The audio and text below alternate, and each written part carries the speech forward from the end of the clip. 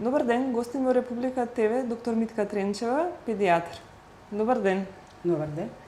Ке разговараме за аерозагадувањето, за децата, за бебињата. Во денови на зголемено аерозагадување, каква е вашата препорака за бебињата и за децата? Дали е безбедно да излегуваат надвор? Па прво да кажеме и што е аерозагадување пред се. Значи тоа е емисија на разни полутанти, значи штетни материи кои што влијаат штетно по здравјето на човекот. Тие можат да потекнуваат од издувни гасови на моторите, потоа од разни топилници, индустријски објекти до радиоактивни материјали, биолошки материјали и така натаму. Значи тие се сите честички кои што делуваат на здравјето воопшто на човечкиот организам, па вклучувајќи ги и децата, поготово на децата поаѓајќи од фактот дека тие се уште мали и со незрел имун систем и почесто може да подлегнат на оштетување од овие полутанти.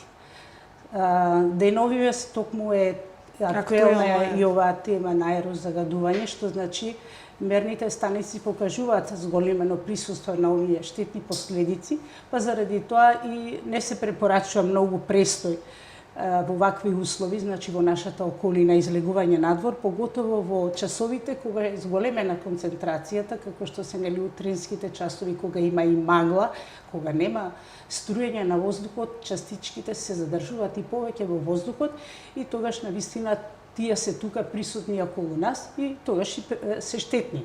А како тие делуваат, значи го иритираат пред се респираторниот систем, зашто тоа е оно што е прв на линија на одбрана преку дишењето, преку слузницата на носот, на очите, предизвикувајќи печење, солзење, кашлање, создавање на секрет во дишните патишта, кои потоа може да бидат и основа за накнадно развивање, односно населување на вируси, на бактерии, предизвикување на болести од една страна, а од друга страна па ги влошуваат состојбите на оние луѓе кои што веќе си имаат хронични болести или астма и така натаму. Како што е астмата и така натаму. Так. Како да се заштитат бебињата од болестите на горните, ама и на долните дишни патишта? Во случај на аерозагадување, рековме, значи да не излегуваат во тие денови кога е зголемено загадувањето, значи да си престојуваат повеќе дома за бебињата, дури можеби е поедноставно дома се, престојуваат во затворени простори, кај поголемите деца, школските, ќе треба да одат на училиште, меѓутоа еве и државата нешто гледам презема, за да се намали загадувањето со сите тие мерки на крстосниците, и да се успори возењето и прскањето и така натаму, се со цел да се намали и сепак нормалните мора да се функционира, меѓутоа еве во текот на денот и кога се појавува сонцето се разведура, сепак ќе можат да излезат и да се движат. А како да се заштитат бебињата од болестите на горните, ама и на долните? Почесто да бидат дома, ама воздухот дома па не е сув. Така, па добро, ќе го пробиме, не сме цело време со загаден, како ќе се заштитат? Па добро, прво пред се од имунолошкиот систем, од природната одбрана, да го јакнеме нивната отпорност, имунолошкиот систем, поаѓајќи прво од исхраната. Природна и разновидна исхрана, физичка активност, сега кај бебињата не, ама кај помалите деца. Да, после тоа тоа влегуваше хигиено-диететскиот режим во исхраната и во физичката активност. Бебињата и помалите и поголемите деца ќе се заштитуваат од инфекции, од вируси и бактерии, избегнувајќи контактите директно со самите болни. Значи, ако престои да се овозможи што помалку контакти со болни, одржувањето потоа на личната и општата хигиена во градинките каде што престојат бебињата, дома или во училиште, со често миење на рацете, поготово пред и по тоалет, бидејќи на тој начин, а и со допирање на предмети кои што биле во контакт со болниот, бидејќи на тој начин таму се послани, да речам, вирусите и бактериите и тоа е барем еден вид на механичко отстранување на овие предизвикатели на болести, при што првиот контакт да се невозможи прилаз на овие бактерии.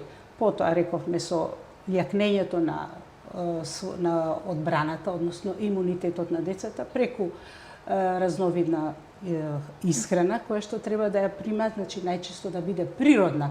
Сега можеме и понатаму ќе кажеме и за додатоците после тоа, особено во овие зимни периоди.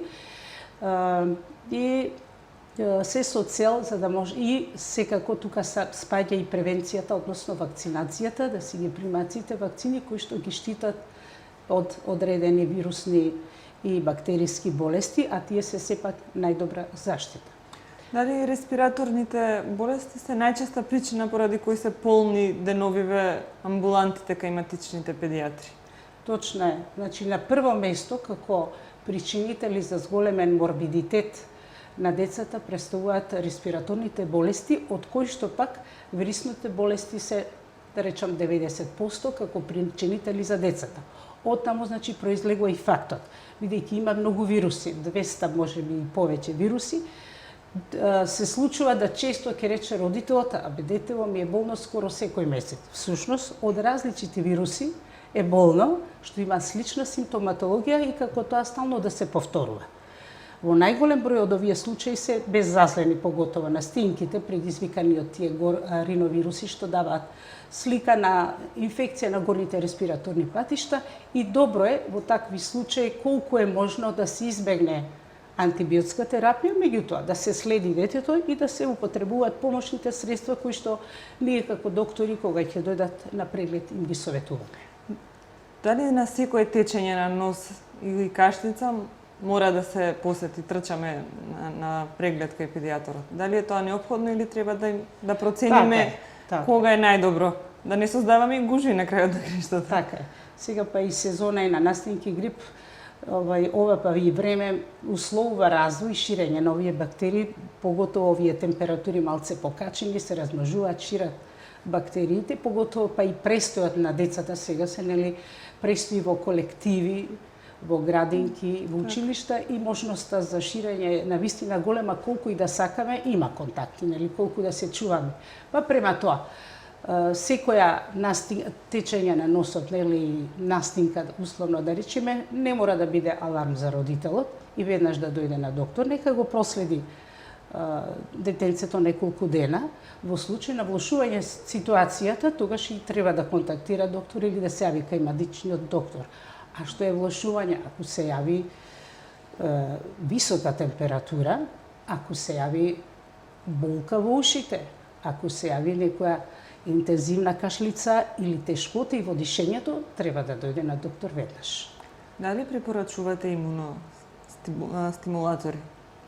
Па, посебно во зимскиот... во зимен период, навистина јакнење на природниот имунитет е најдобар, меѓутоа има и услови кога помагаат и оваквите имуностимулатори кои што го стимулираат организмот да создава одбрана, односно клетките на одбрана на организмот да ги стимулира за да се створи некоја заштита против овие сите предизвикувачи на болести. Било тие да се ги има во различити облици, некои делуваат и преку цревата, така наречени се и пробиотици, кои што ги населуваат цревата и добро делуваат во овие услови, правејќи една рамнотежа во микрофлората во цревата на организмот и ги стимулираат до развој на добрите бактерии кои што го потикнуваат локалниот имунитет во цревата на децата и уопште на човекот, а исто така и во облик на различити сирупчиња кои што можат да помогнат да се избориме во ситуација на некоја вирусна или бактериска инфекција. Меѓутоа, сите тие сепак да кажам дека треба да се зимат под контрола на лекар, бидејќи некои од нив не се и беззазрени. Меѓутоа, давањето, да речеме, на витамин С или природно или рибиното масло, кое што сме го запоставиле поодамна, сепак представуваат исто така еден добар избор, поготово рибиното масло на витамин Д и Ја во овие зимски услови кај поголемките деца. Секоја година имаме од тие новите што се актуелни, лани беше дивото орегано, годинава маслото од семки од грејпфрут, кој се може да ги користи и дали тоа треба да биде во согласност и по препорака на лекар? Па точно, ова последното е со маслото од семки од диво орегано и тоа е еден вид на имуностимулатор. Сепак треба, мислам, да биде по препорака на лекар и дека секој да не го зема на своја рака, зашто има дел од тие имуностимулатори, не само ова маслото од семкиодиво оригано, него кој што делува и се земат дури во шема со одреден период и ограничено време. Сепак го на некој начин тие атакуваат, односно го мобилизираат нашиот имунолошки систем, па треба да се знае колку и каде да се даде. Актуелно е, посебно кај помладите родители, инхалацијата, па посебно инхалација на деца во домашни услови. Да. Кој се смее да го прави тоа и дали го препорачувате, да речеме, инхалација само со физиолошки раствор? Така. Знаат тоа често да го прават Точно е, родителите. знаат често да го прават и понекогаш и ние го препорачуваме за олеснување на некои симптоми од респираторниот систем, за ублажување на некои кашлици, за полесно искашлување на секретот. Не е некоја голема штета што се прави, меѓутоа да не се забегува со тоа, сепак да си отиде да се направи една проверка на детето на дишните органи. Ако подолго детето си кашла, сигурно инхалацијата само со физиолошки раствор нема да биде лек на избор. Какви се вашите препораки за зима, за децата? Повеќе да се движат или да... Не, ако е зимно време, е студено, меѓутоа е добар и чист воздухот, нека престојувате надвор, добро облечени, само заштитени. Мислам дека зимата нема да смета аерозагадувањето, сметаат вирусите и бактериите, поготово дома се нели тие, односно во затворените простори, да се проветруваат просториите повеќе и во градинки и во училишта и да си престојуваат и децата и надвор. Ви благодарам за гостувањето, доктор Тренчева. Благодарам и јас.